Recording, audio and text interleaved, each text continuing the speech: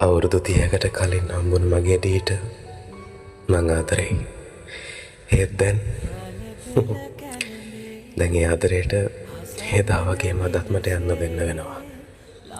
එදා මගේ හිතේ බය නිසා වාට යන්න දුන්න වුණත් අද මං වාට යන්න දෙන්න හිතේ සතුටින්. මොකද අවුරුදු 30කට පස්සේ හරි මට මගේ පළවෙනි ආදරේට මම තනි නෑ කියලා මට දැනෙන්න දුන්න මනුස්සයාට ආදරේ කියන්න මට පුළුවන් වුණා. ඉතින්දී මගේ පළවෙනි ආදරේ වාගේ ආදරෙත් එක්ක ඉස්සරහටත් ගොඩක් සතුටින් ආදරෙන් ඉන්න.